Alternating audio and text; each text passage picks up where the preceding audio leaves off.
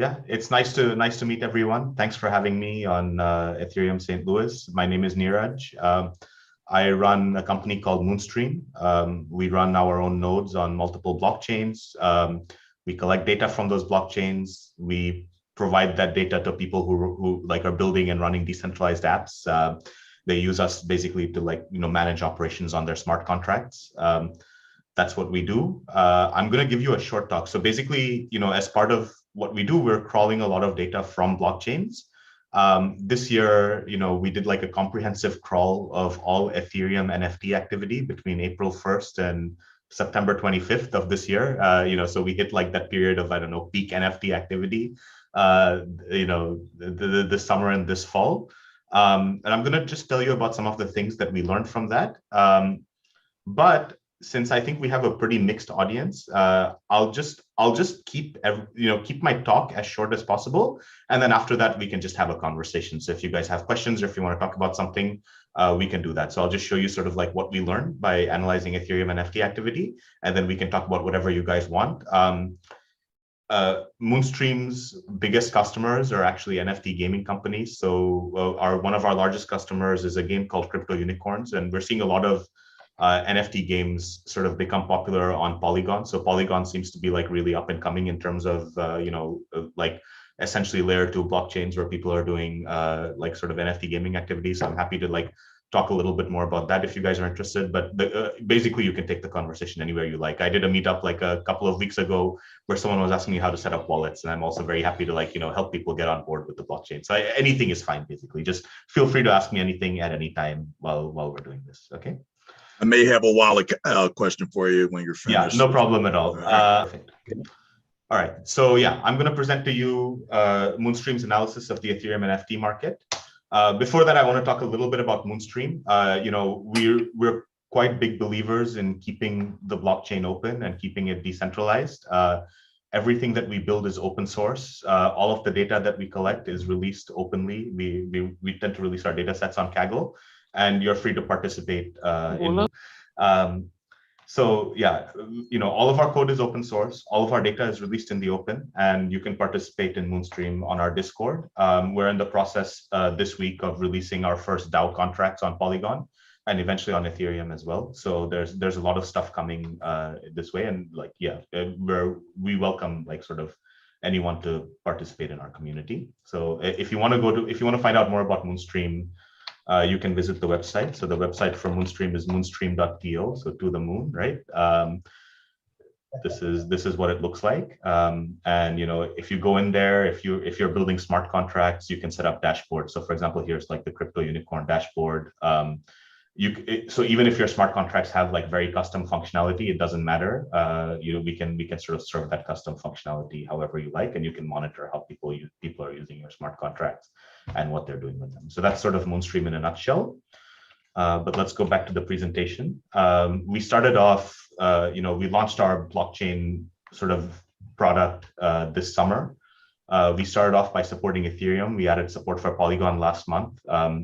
We've been working on the Solana blockchain since very early, although we're not like huge believers in it. So we do have experimental support for Solana, but we don't support it in production. But yeah, we have some Solana stuff as well. And the cool thing about what we're building is that most tools that are available on the blockchain, if you go to like Etherscan or your like standard explorers on a smart contract enabled blockchain, they understand like standard smart contracts really well. Like they'll understand your ERC20 tokens or your ERC721 tokens. Etherscan will show you like ERC20 transactions and ERC721 transactions. But if you're building custom functionality, they're not really able to support it very well. It takes like people time to sit down and do those integrations and like write the code that understands what's going on with those contracts. But the technology that we're building, and we're building this open source, is able to understand all of that stuff immediately. So, whatever custom functionality you have in your contracts, you just like come to Moonstream, you put the ABI there, you put the address there, and it immediately starts giving you like pretty rich semantic information about what people are doing with those contracts. We run like pretty large crawling operations through our nodes because we run our own nodes on these blockchains. We crawl like pretty comprehensive amounts of data sets from the blockchain. And the data the analysis that I'm going to present to you is based on a data set that we crawled of Ethereum NFT activity between April 1st of this year and September 25th of this year. We actually wrote like a pretty technical paper about it. So if you're interested in like the technical details of like, what our crawl looked like, how we did our analyses and so on, the link is here, and I can send a link to the Google Slides to this presentation after the talk if you guys are interested.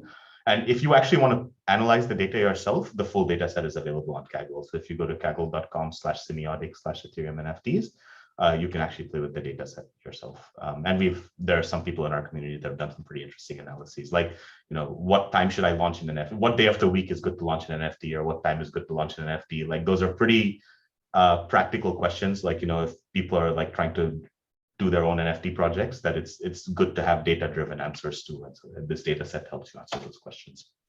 But I think the important thing, there are sort of three pieces of information that I want to convey. The first, and they're all like three, statistics. Like, there are going to be three diagrams that I show you over here. The first question that we had was, what does NFT activity look like on the Ethereum blockchain? Is it like a small cabal of whales that are driving like all of the NFT hype, or is it like more of an open market? And the interesting thing is the distribution of owners of NFT by like the distribution of the number of NFT owners by the tokens that they own follows a power law distribution. So it's like you have these like Pareto principle sort of behavior when it comes to NFT ownership. And out of all the addresses that traded NFTs, that were involved in NFT trades between April 1st and September 25th this year, 17% of those addresses snapped up 80% of the NFTs on the Ethereum blockchain. So that's sort of like one thing. When I talk to people about NFTs, I realize a lot, like many times, that the NFT market is kind of an abstraction to most people still. Like, most people don't have direct exposure to that market, and even people who are participating in NFT launches and participating in the NFT market don't really understand what the market looks like at a global scale. And so, like, a lot of these statistics, the analysis that I'm presenting here, I want to make the NFT market more real to people. And so this is like sort of the first thing that made it real to me. It was really interesting to see that like this kind of Pareto principle applied when it came to NFTs. The other thing is, when you see this kind of a distribution, there are like different kinds of statistical analyses that you can do to understand, like, exactly, so does this follow like a power law or not? And one of the things that you do is you calculate like the log of both of those things, the log of both of these quantities, and if it looks linear, then it actually follows a power law, and you can estimate the power. In this case, the power is something like 12, somewhere between 10 and 12. And what this tells you is actually this is sort of evidence that the market for NFTs is open, that there's no barrier to participation, or like there might be in groups and stuff, but it follows basically the same distribution as you would see of like, for books on Amazon, or like revenue by books sold on Amazon or something. The NFT market basically has the same characteristics, that it's fundamentally an open market, and it's not just like, a small group of people that hold a monopoly over NFTs or anything like that. So that's sort of the other really interesting thing. And finally, the third thing is that, when we're analyzing NFTs, like, let's say that you're trying to analyze NFTs as a developer, not even as an investor, but as a developer, it's useful to know which NFTs actually bring you utility as a developer, right? Like, what NFTs out there are introducing functionality that I, as a developer, can use in my applications. And that's really at odds with like what an investor looks for in an NFT, right? Like, maybe as an investor, you might be interested in like knowing, which NFT has like really reputable artists that are backing them, because I expect those to go up in value or something like that.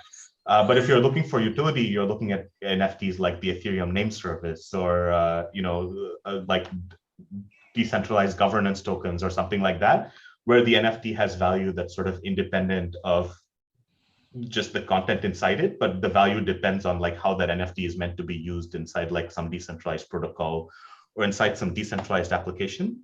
And so as part of our analysis, we actually came up with a metric that you can use to measure the utility of an NFT.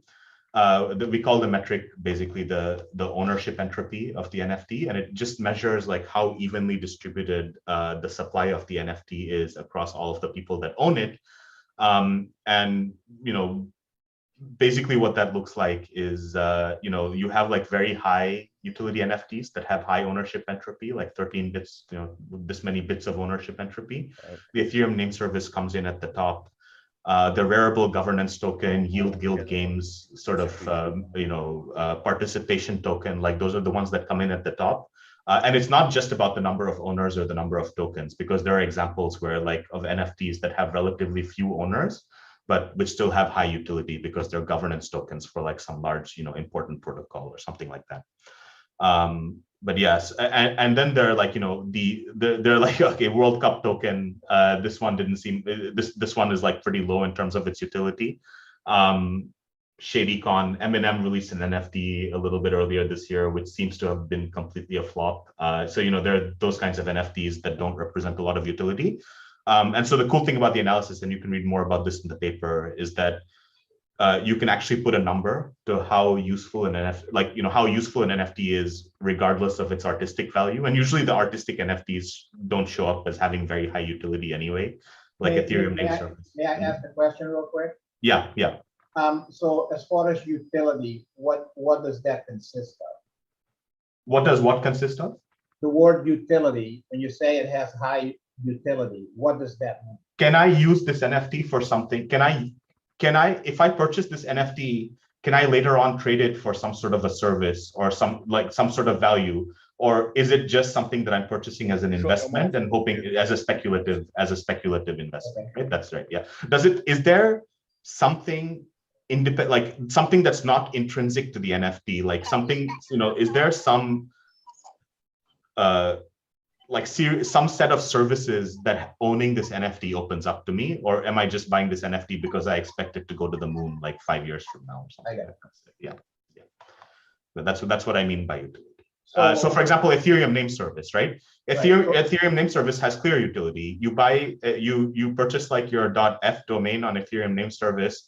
People can send money to your .f domain, and so there's a lower probability that they mess something up and send like ETH to the wrong address, right? You can attach your website, like Vitalik does Vitalik.eth. He puts his blog up at Vitalik.eth, and so that basically ENS provides like real utility. The Uniswap V3 position NFT provides real utility, right? You create you add a position to a liquidity pool, and then you can actually trade that position on an open market using the Uniswap V3 position NFT, right? So these are things that have external value besides just what the NFT represents.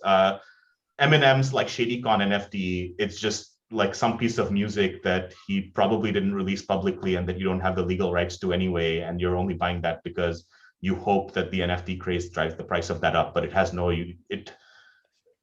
I wouldn't say that it has utility external to that speculation. So that's and it has like very low ownership entropy anyway. Like would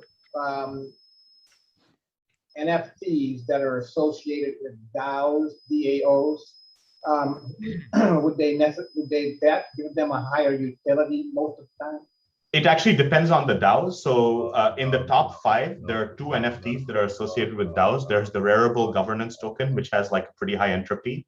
And that's like properly a governance token. So Rarible is an NFT marketplace, I think like meant to be competitive with OpenSea. And they're decentralizing their governance, and the governance token is meant to like sort of represent that. It shows up as having high utility. And then the other one that has a very high utility, according to our metric of this ownership entropy, is the Yield Guild Games participation NFT. I don't know if you guys are familiar with Yield Guild Games, but they basically buy a bunch of like gaming NFTs, and they're actually driving they're investing in gaming companies basically through the NFTs, and they're sort of they're a very powerful player sort of in that market. Who was the guy that was into games? It was Dan, right? I don't know, Dan, if you've heard of Yield Guild Games, but yeah, they're pretty big players in that space. And their participation token also showed up as having very high utility, which was how I first found out about them. And then since then, I've had much closer dealings with them. And I understand now why the NFT has so much utility. it basically represents your interest in their activities, and their activities are like they're actually like acting as sort of intelligent investors in gaming companies. That's the way that works. Yeah, I thought I had another graph, but yeah, basically the other thing that we see when it comes to sort of this entropy or this utility is that most NFTs that are being released right now are just, they don't have any utility at all. Like, it's people putting like artistic assets and stuff on the blockchain and trying to participate in those speculative markets. And there are very few NFTs that are being released currently that have that utility. We're going to do this analysis again, like, every 3 months or so, because I expect to see those patterns shift. I think like next year is going to be the year of DAOs, and you're going to see a lot more organizations try to decentralize, and they're going to be using these tokens to represent like actual rights and permissions on their platforms. And at that point, I think we'll see sort of like this distribution transfer a little bit more in the direction of NFTs that have utility that's independent of like, what media they represent or what content they represent. So, but yeah, that'll be, we have to leave that for the next analysis, which we'll do next year. If you want, you can just track everything. Everything that I've talked about is freely available over here. If you join us on Discord, actually everywhere that we're present, my username is Zongling, so you can always reach out to me on Discord, and I'm happy to talk to you about anything. But now, like, I'm happy to talk to you about anything right now. So if you guys have any questions, or if you just want to talk about something, feel free. That's basically my talk. Yeah. Okay. Anybody have questions? Feel free to go ahead. So right off the bat, looking at this is some pretty interesting information. I seem to be catching a theme here, but to really get to as clear on it as possible, is it that the more utility an NFT has, whether it's used by an artist and they just add more utility to it, or just the more utility or the more meaningful it is in a community, the more likely it is to have traction and value? Or is there are there any things that are abstractions to that, where there's weird things that somehow show up, and is there a pattern to those that don't fit into the utility? I thought that the Yield Guild Games token was sort of a weird thing that just showed up, but that's before I understood how Yield Guild Games works. So generally, like, really the things that have high utility are terrible investments, because their value is actually pretty stable, and it's tied to like some external value that, like, having that NFT confers on you. So generally you're not going to see like art NFTs show up as having high utility, just because like the whole reason that people are like purchasing those art NFTs is because they want to have like some, huge volatility in its value, because the market became like very irrational at some point, or, this kind of thing. So but gaming NFTs are an interesting thing. I think the sort of interesting space to watch is gaming NFTs, because it's not clear like what utility gaming NFTs have, and really the utility of a gaming NFT depends on the success of the game. So that's an interesting thing that we're actually watching right now. We didn't see any of them show up in our analysis, and Ethereum is probably not the best blockchain for that. So in our next analysis, we're also going to analyze like Polygon, and as we expand our node operations to other L2s, we'll also be doing the analysis there. That's really interesting. So to throw in another one, and I'll step back and let other people throw out questions, although I have more. So Moonstream, what's the, whenever you foresee 2022 and beyond, what are you hoping the niche in the marketplace that your project's going to fill? I mean, I can think of 1,000 things from an investment standpoint, but I don't know that that's necessarily what you're trying to do. Actually, we're not going after investors. We're going after builders, because they're the ones who are really underserved right now. Investors have a ton of tools, and they generally have to work with like a relatively small number of contracts. But people who are actually building on the blockchain are really quite underserved. Like, let's say that I write a custom smart contract today. If I want to understand like how people are using my smart contract, or like, if there are any threats to the security of my protocol or something like that, I have to build all that tooling myself right now. And that's the problem that we're solving for those teams with Moonstream, where I can actually show you later on if you want. Like, we found some like pretty nasty bugs for crypto unicorns that they were able to solve quickly because they had access to Moonstream, which would otherwise have taken them a long time to even discover that, like, that they were having these problems. So really, we want to become a control center for people who are building these decentralized applications. One place where they can get analytics, where they can manage their operations, where they can manage their security, where they can upgrade their smart contracts, where they can set up oracles, because everyone has this thing where they need to like, communicate between on and off chain components for their architectures. And we make that really easy through our API. Oh, wow. Yeah. That's really cool. So it sounds like you're a combination of the graph, link, Morales. I don't know if you're familiar with Morales or not, but it sounds like you're a combination of all those things. Yeah, I wouldn't say we're a combination of too many things. I mean, the big difference between us and like technology like the graph or, those kinds of things is that we've automated everything. So the core technology of Moonstream is code generators. So basically like, given like some smart contract ABI or some specification, we generate the code that interacts with those smart contracts. So a person, for most other tools, let's say like with the graph, right? The graph it's decentralized, but it relies on humans to maintain integrations to contracts. So the graph is successful for like some really big projects where the project teams are maintained, like, Uniswap maintains a graph integration, and that's like a pretty stable subgraph. But most subgraphs, like, someone writes like the subgraph logic once, and then they stop maintaining it, and they tend not to be very reliable. What we do with Moonstream is we generate crawlers. So if you say like, I'm interested in knowing what's going on with this smart contract, we generate a crawler for that smart contract to pull in the information. So like basically we can do that in a few seconds, and then it's like as maintainable as like something generated is maintainable, and it's as updated. Like, if the API gets updated, just upload the new API, and we're immediately getting that new information from the blockchain. So that's sort of the big difference over there. But this unlocks other functionality. So it's not just about analytics. This allows us to like really easily write, operational software where like, how do you manage a smart contract deployment? How do you manage smart contract security? Because we have really powerful code generators, it becomes really easy to like build those tools as well around your smart contracts. And that's sort of the power of it. Right. So you're basically reading the events on the blockchain, and you're providing read access, mainly read access, right? And webhooks. So basically you can say, every time someone makes this transaction against my smart contract with these arguments, send me a webhook so that I can either submit a separate transaction against the blockchain or do something off chain. So that kind of use case is also important. Yeah. Anybody else have a question? I don't, but I actually have to step out. Niraj, this is great, man. And this recording is going to be made available, right? Yeah, I'm recording it, so it's being recorded. All right, I'll check it out later. And hey, man, like I said, I have a wallet question. Is it okay if I reach out to you later? Sure. Okay, cool. Definitely. Yeah. Okay. All right, you guys take care. Thank you. All right, see you. Okay, any other questions? Not a question, just really enjoyed your presentation. Thank you.